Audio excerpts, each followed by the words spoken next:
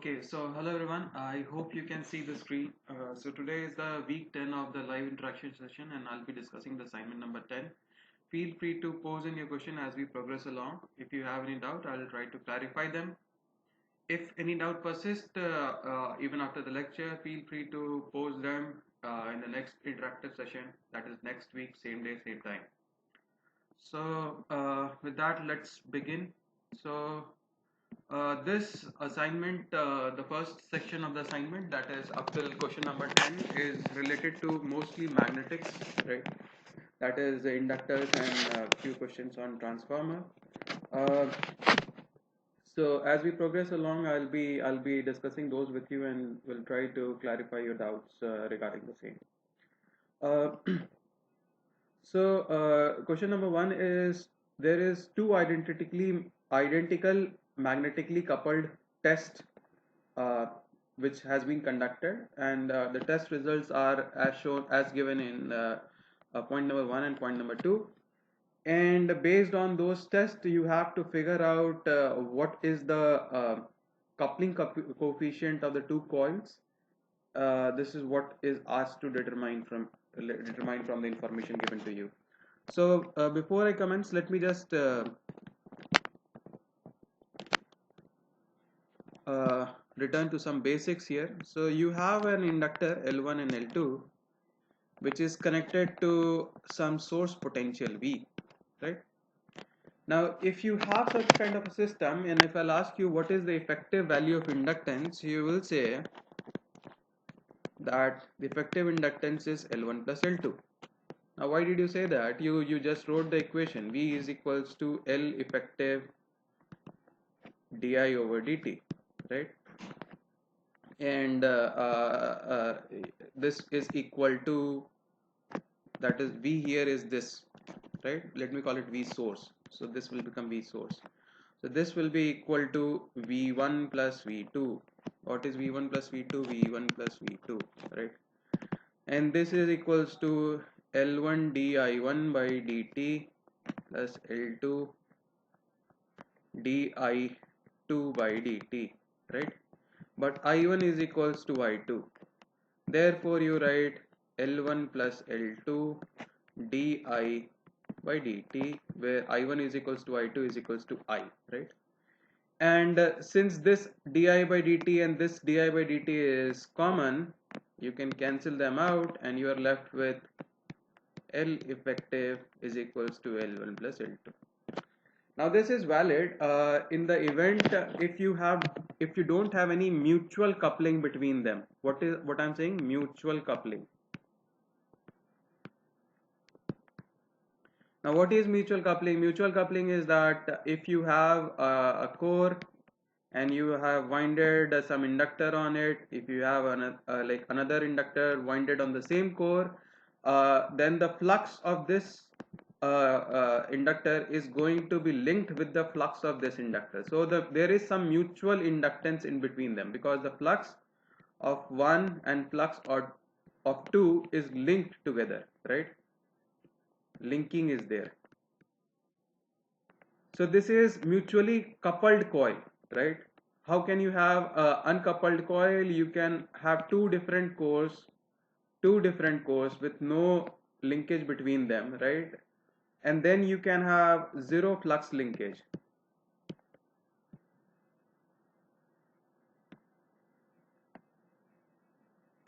right? And if you have such a scenario, then this particular thing is valid. Else you will have to incorporate something else. What is that something else? That is that something else is mutual coupling, right? So if there is a mutual coupling for two series connected inductor of value L1 and L2, then effective inductance is given as L1 plus L2 plus 2 times of mutual coupling, right? Mutual inductance.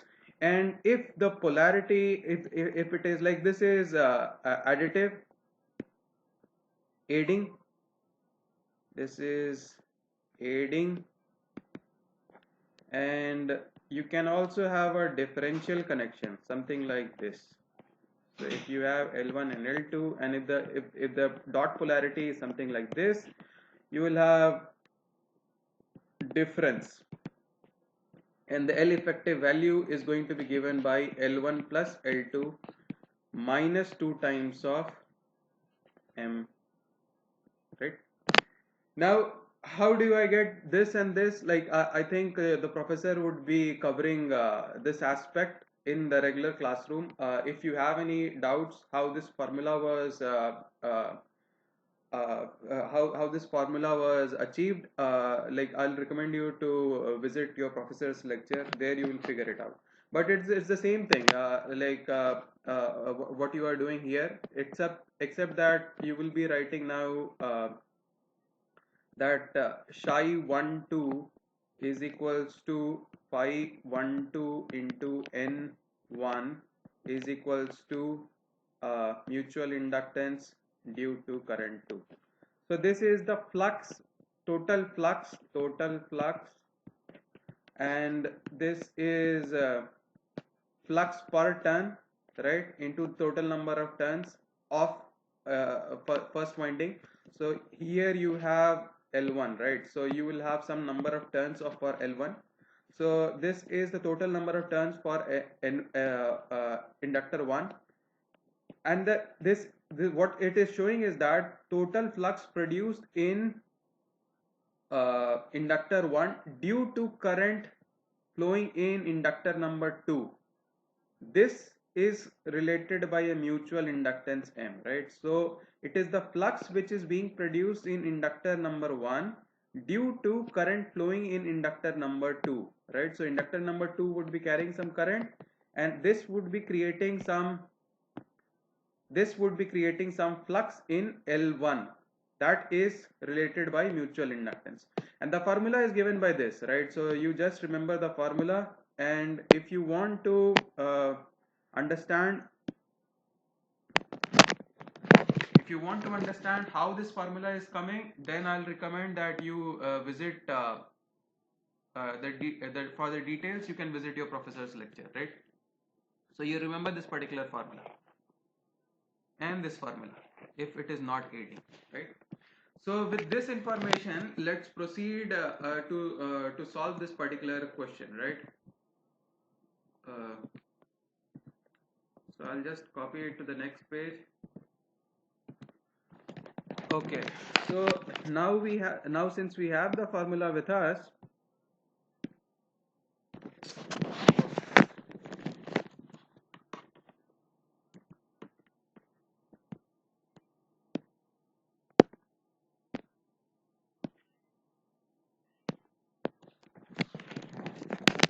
let's try to solve it now. So these two inductors are connected in series and are of the value, so it is identical. So if this is L, this is also L as per the question, and the mutual inductance M is given as K times under root L1 L2. Now how do I achieve this particular thing? Again, refer to your professor notes, right? So we have written that L effective is equals to L1 plus L2 minus 2M if it is differential connected, and L effective can also be equal to L1 plus L2 plus 2 times if it is aiding. So if it is aiding, the dot polarity would be something like this, and if it is differential, then the dot polarity would be something like this, right? And it is said that when the coils are in series with a cumulative connection, cumulative means additive, right? Additive connection, the current flowing through the combination is smoothly reduced from 40 amperes to 0 in 20 millisecond. The total flux induced is 144, right? So what is it saying? It's saying that EMF is equals to L effective di by dt, right? And since it's being reduced, like EMF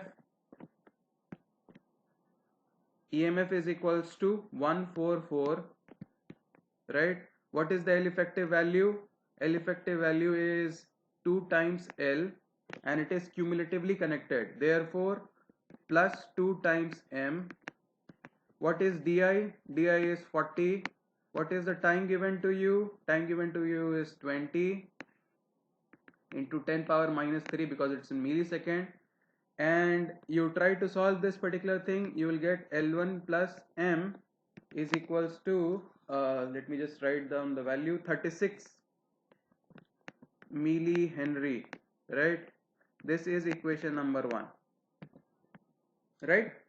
And after that you can write for the second test condition will give you some other condition, so you can use that to write the second equation.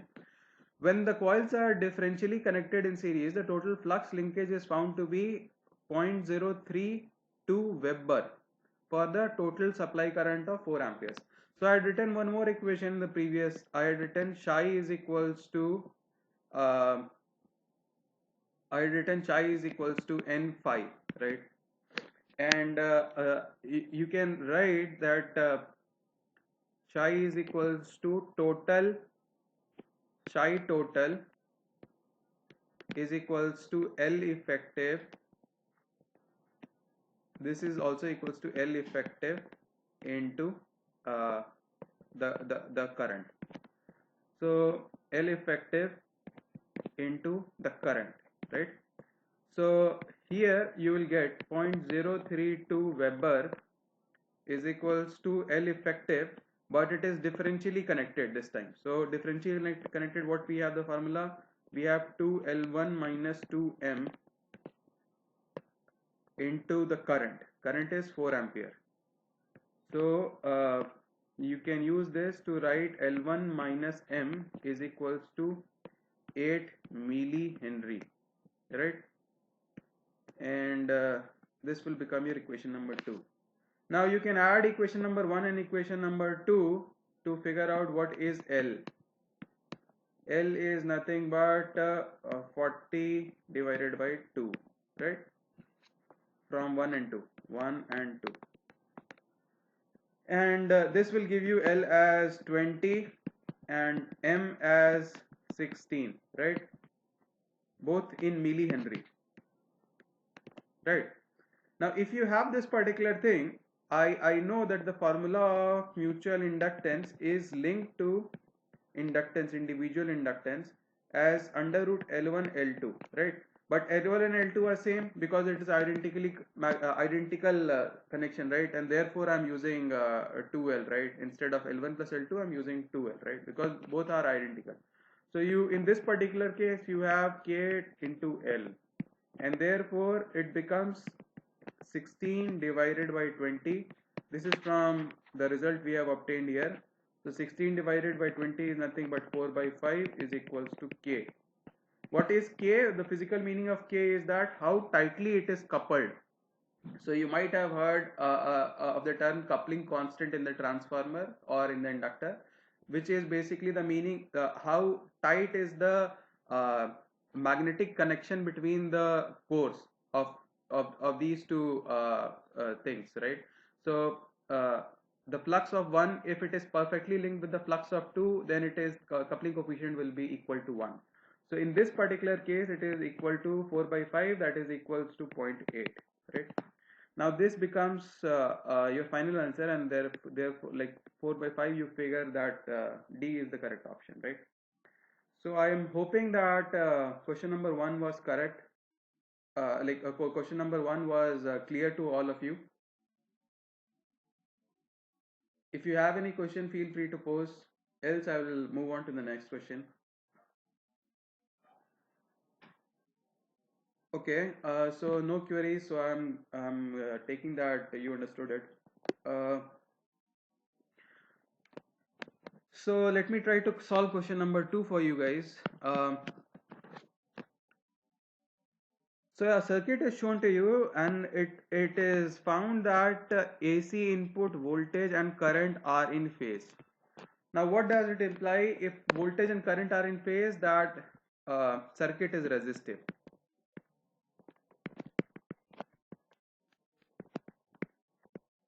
that is the effective value of this particular thing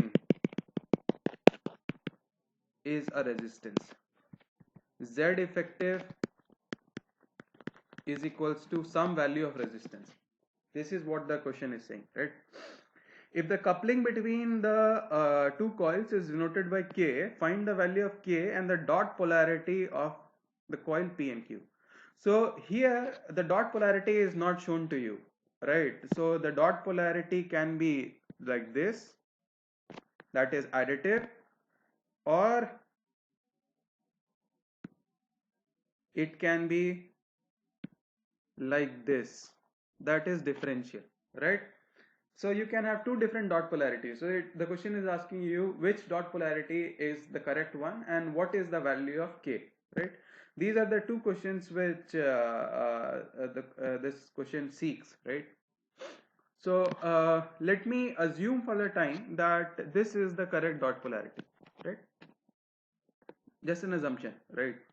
So if this is the correct dot polarity, then what is the KVL of this particular circuit? I can write this, right? So if you have a voltage VI, you can write that it will be equal to Z effective into the current which is flowing, right? Simple. And what is Z effective? Z effective Z effective is nothing but J times XC, right, plus resistance R plus J times X1 plus J times X2 plus, because I have chosen this to be my dot polarity, right, plus J times mutual inductance, a mutual inductance due to current like of the one, and again mutual inductance of the second, right? So let me just write I, and this is also I, right? So when I'm writing J times M12 I2 and J times M21 I1, right? So here M12 will be equal to M21 by reciprocity theorem. Again, this thing is going to be covered. So or you can write it as M, right? And I1 is nothing but equal to I2, right? Therefore, you can write this particular equation as nothing but Xc plus resistance R plus X1 plus X2 plus 2 times mutual inductance into J,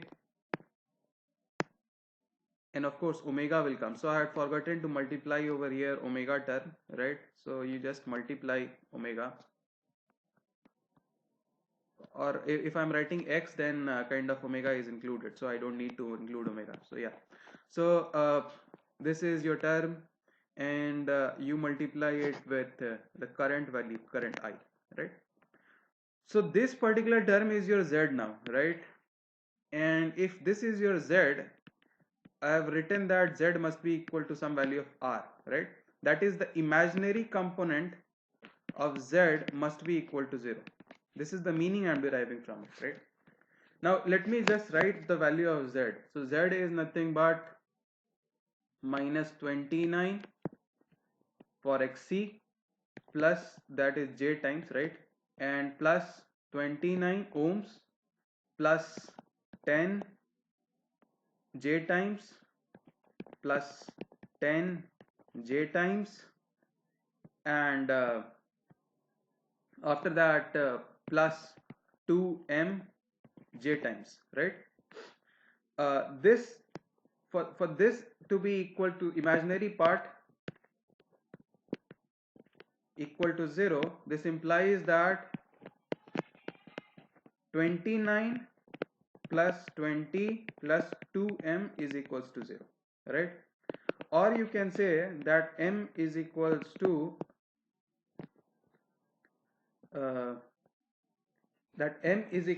to uh, minus 9 divided by 2, that is 4.5, right? uh, so if you have M is equals to this particular value, I have mentioned that m m is equals to m is equals to plus 9 by 2, right, is equals to plus 4.5, right? So if the value of M is coming out to be positive, if it is not coming out to be negative, it's coming out to be positive, that is that's the correct scenario, right? You cannot have the value of M to be negative. So the dot polarity what we have chosen is correct. So definitely the dot polarity is this one, right? uh, there is a dot at P. So this leaves that this dot at P and this dot at P both are correct, right?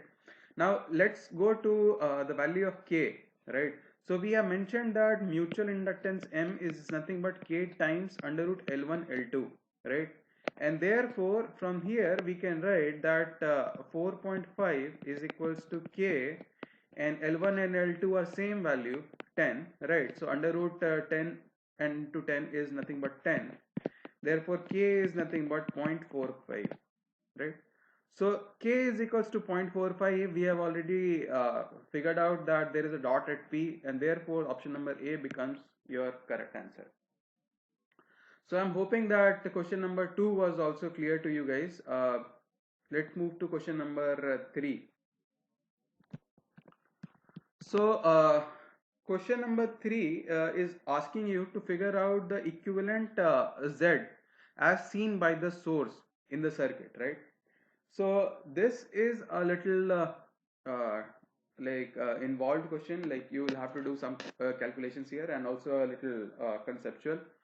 So understand that this is a kind of a transformer, right? Because both are being linked together. So if I have to draw it another way, I can also draw it like V R 6 ohms, right? And inductance I can just draw it over here, that is 4 millihenry, and then the mutual, that is the coupling between the two, I can show it as something like this, back EMF, or whatever you call it, right? Like the induced EMF rather. Uh, right. This would be plus, and this would be minus, and this would be inductance, and this would be resistance, right? So you have this kind of a network with you. So wherever is a dot, that dot is a plus, and then the other thing is going to be a minus. Therefore this is something like this, right? um, and remember, if the current is leaving the dot, then it must enter the dot, right? Something like this. So here the current will be entering like this, and here the current would be flowing like this. This is the effective representation of the circuit here, right? Now the EMF E is going to be the same across both these things, right? And the value of E is going to be given by mutual inductance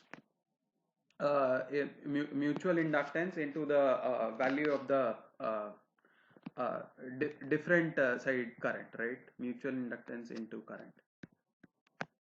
So for E1 it's going to be given by this, and for E2 it's going to be given by mutual inductance into current 1 into omega, of course, right?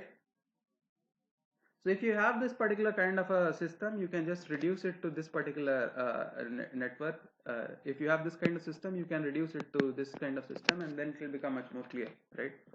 Now from this circuit I can write the KVL equations, right? So I can write that voltage V is equal to I1 into 6 plus uh, j into omega L1 into I1, right? And this will become minus uh, j omega m I2, right? So why minus? Because I'm going from negative to positive potential. Therefore, from KVL equation, it will be a minus sign, right? And similarly, I can write for the I can write for the circuit on the secondary side, right?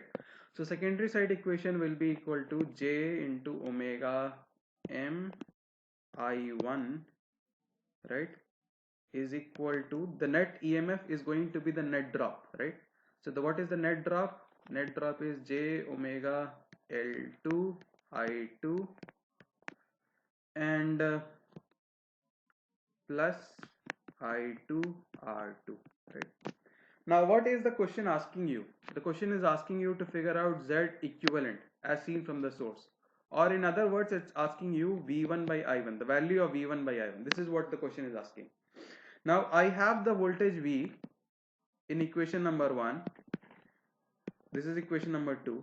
For equation number 1, I have the voltage V, I have the current I1, I again have current I1, but here I have I2, right? And in equation number 2, I have I1 and I2, right? So from equation number 2, I can figure out the relation between I1 and I2, right? So the relation between I1 and I2 is nothing but as given by this. J into 15 divided by 20 plus j 30 into is equals to I2. Now how did I get 15, 12 and 30? So I'm doing nothing but I'm just substituting in the values of M which is given to you. So this is your M given to you, this is your L1, this is your L2, and this is your omega which is given to you 5000 radian per second, right? So I'm just substituting in the values of omega and M in equation number 2, and I'm rewriting equation number 2 in this particular form to figure out the relation between I1 and I2, right? Now if I have this particular value of I2 in terms of I1, I can substitute it in equation number 1, right?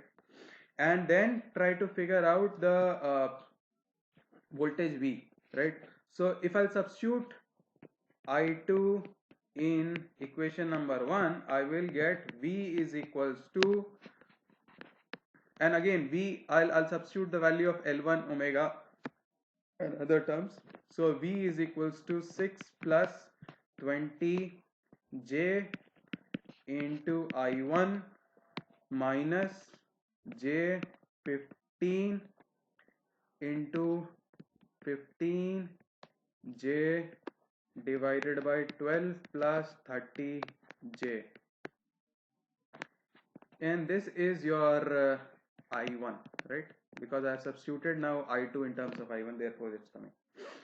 And if you'll try to solve it, you will end up with V by I1 is nothing but 8.59 plus 13.53 J. Now this gives you the option number C as the correct option, right? So I'm hoping that you understood it. If there are any doubts, please feel free to ask. If there are none, I'll move on to the next question.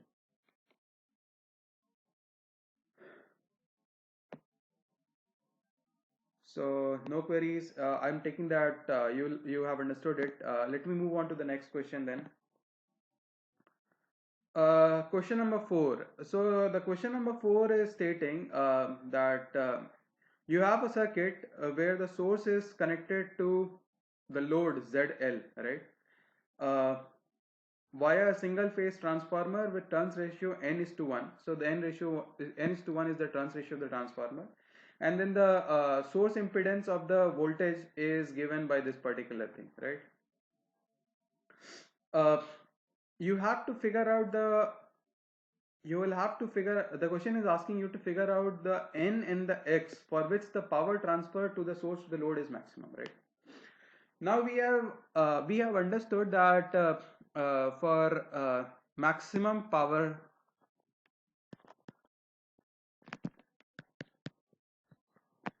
we had seen in earlier lectures that for maximum power to take place, let's say if you have a DC voltage and if you have a resistance R and then you have a variable resistance X, right? So what value of X the power transmission is going to be maximum? This you had studied, right, in the previous lectures. So I had told you that for like the power is going to be given by I square into X, right? And for power to be maximum, what you will do is like you will just differentiate it and equate it to 0. For whatever value of X this is equal to 0, that value of X will have the maximum power. So we had understood that if X is equals to R, that is the same value of resistance, then the power transmission is going to be maximum, right? We had covered this up, right? Now we also understand that same thing is going to be valid if we'll just replace this particular resistance by some Z and this by some another ZX, right? But we understand that power dissipation is related to a real power, right? So for real power to take place, this overall circuit must be resistive in nature, right? So the same fundamentals will hold, and for this overall circuit to be I can write uh, Z to be small r plus uh, small z j, right? And I can write Zx to be small x plus zxj, right? Now for maximum power to take place, of course X must be equal to R, and for these terms must be equal to 0, like the effective value of these must be equal to 0. So Zx must be equal to minus times Z, and which is kind of giving you the value that Zx is equals to complementary of Z, right? So the same fundamentals are going to hold. This is still going to hold, except that you have a complex network. So the value of Zx must be such that it is making the overall imaginary part equal to 0, and therefore you have this complementary sign, that is Zx is just equals to complementary of Z. So with this information, let's try to solve this. So you have a load inductance given, load Z which is given to you. You can just transform it to the primary side, right? So the Z transformed will become 4 plus 16j n square by 1 square, which is nothing but 1. And yeah, so this is your Z transform to primary, right? And now this value must be equal to Zs complementary, right, as we have discussed here.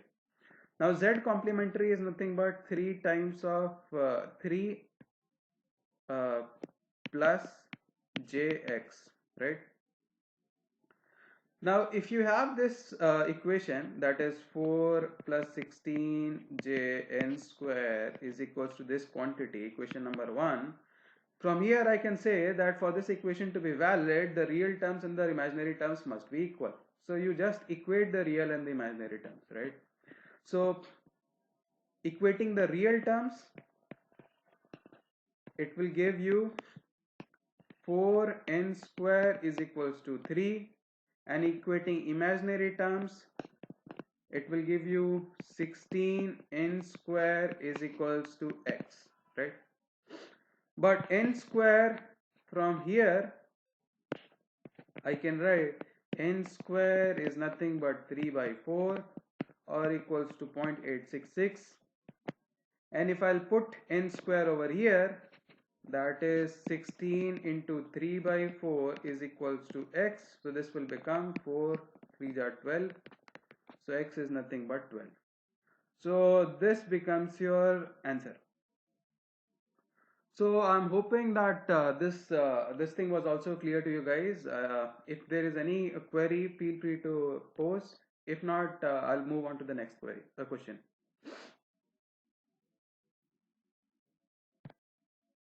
Okay, so no queries. I'm guessing that everyone understood it.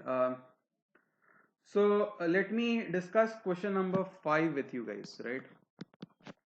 Uh, so the question number 5 is asking you to figure out the energy of the system at time t is equals to 0. Now, what is the energy? Energy. What is energy? Energy is nothing but integral of power with respect to time, right? That is energy. Now, what is power? Power is nothing but V into I dt, right? Of course, V is a function of time and I is a function of time integrated with dt over some time t. That is going to give you the energy, right? Now, if I have a inductor, right? Then what is the energy associated with it? So I can write that energy of an inductor is nothing but voltage. Voltage is what? L di by dt, and multiplied by the current, that is the current I, integrated with dt and integral and integrated, right? So it will become uh, Li di integral, or it will become Li square over 2. Now what I have obtained here is known as the self energy of the inductor, right? Uh, there would be some other energy associated with the inductor. Let's say if you have two inductors which are like magnetically coupled, so you have some kind of a coupling between them. Then the voltage of the inductor L1 is not just going to be L di by dt. There will be some other term associated with it, right? Which we have discussed in question number 1. So just let me write it. So I can write that voltage of the inductor L1 is nothing but d psi by dt, right? This is always correct. D psi by dt is always correct. So what is d psi by dt? It is I can write it as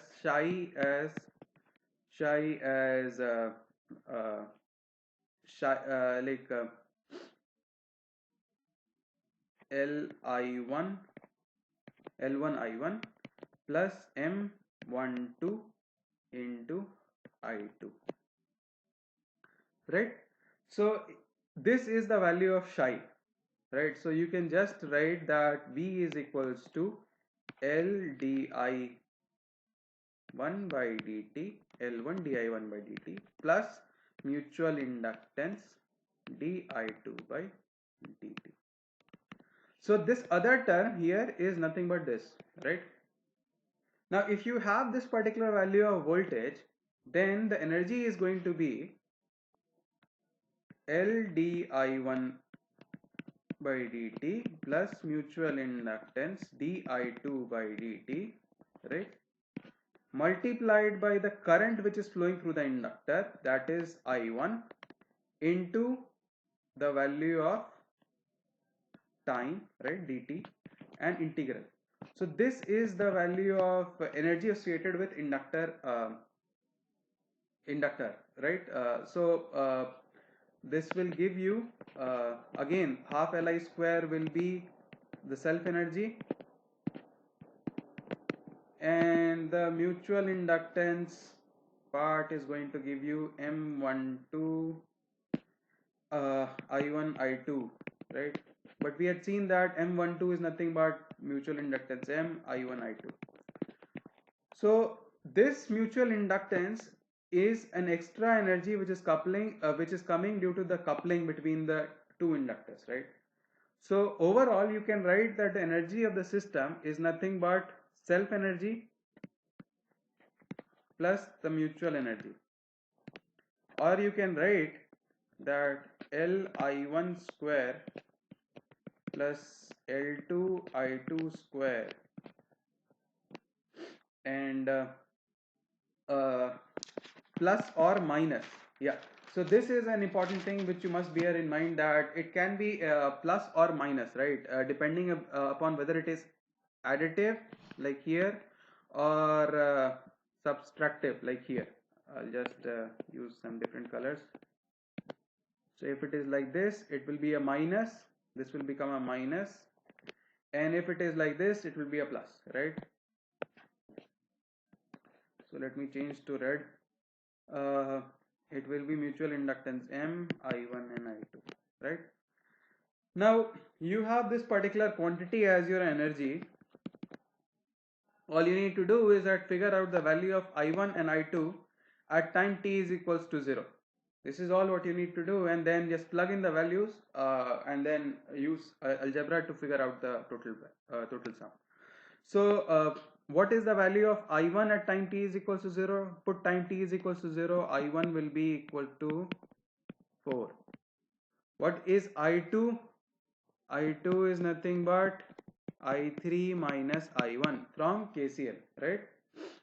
So what is I3 at time t is equals to 0? So I2 at time t is equals to 0 is nothing but I3 at time t is equals to 0 minus I1 at time t is equals to 0. So what is I3 at time t equals 0? So it is 5 amperes. And I1 we have already figured, so this will be equal to 1 ampere. So all you got to do is just plug in those values of I1 and I2, multiply it with the inductance. So this is nothing but L1, this is L2, and this is mutual inductance. So mutual inductance will be given by K times, that is 0.4 and 1.5, sorry, this is 5 into 1.8, right? So this will give you the mutual value of mutual inductance. It will come out to be 1.2 Henry, right? So you use this value of I1, you use this value of I1, you use this value of I2, you use this value of mutual inductance M, and the inductances which are given to you in this particular equation. You try to solve it, you will get energy E is equals to 36.1 joules, which will give you the correct answer as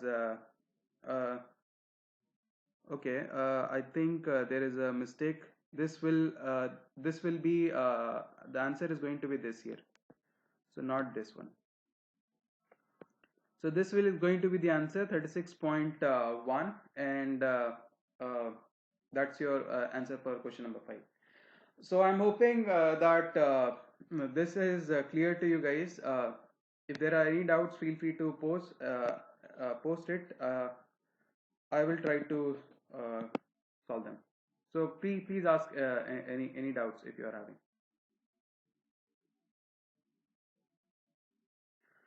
Okay, so if there are no doubts, let me move on to the next question. The next question is based on transformer.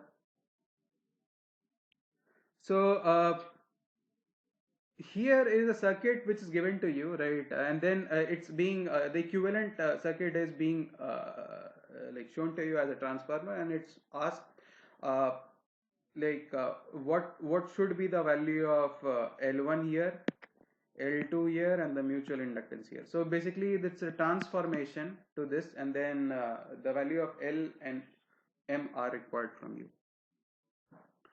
So how to go about it? So if we are going to write equation for this second one, let me write the equation for second one. I'll write VAB is equals to L1 di1 by dt plus the mutual inductance into di2 by dt, and VCD is equals to L2 di2 by dt plus mutual inductance di1 by dt, right? Okay, so I have to get the first circuit in this particular format. and then I can just use equate the parts and then figure out the value of L1 and M, right, and L2. So let me write the equation for this. I will just consider mesh analysis over here. So I1 and I2 over here, and I'll write that VAB is equals to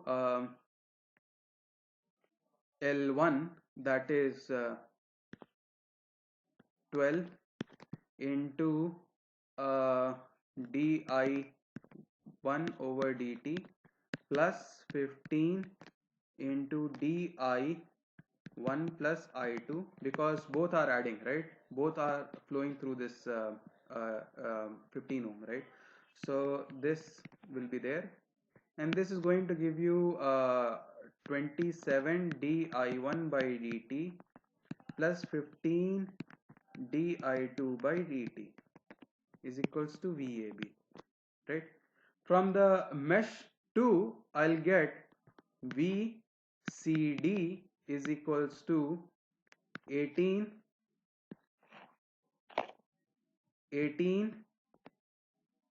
di2 by dt plus 15 di1 plus I2 by dt.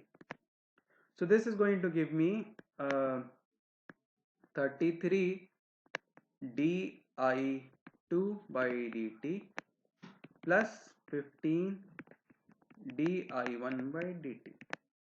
So you can clearly see over here that from equation number 1 and equation number 2 that L1 is nothing but your 27 value di by dt, and M is nothing but 15, right? And M again is coming over here, right? M is again coming over here, and L2 is coming over here. So you have the value of L1 as 27, L2 as 33, and mutual inductance M as 15. Of course, all are in Henry, right? So that gives you option number C as the correct option, and that is the solution of this question. So I'm hoping that you guys have understood it. So feel free to pose in your question. If there are any, I'll try to solve them. If there are none, we are already kind of running out of time. So I'll request you guys to join in the session by my colleague, which is about to commence now, and she will be taking the last 6 question of this assignment. If you have any doubts, please feel free to ask. I'll wait for a minute.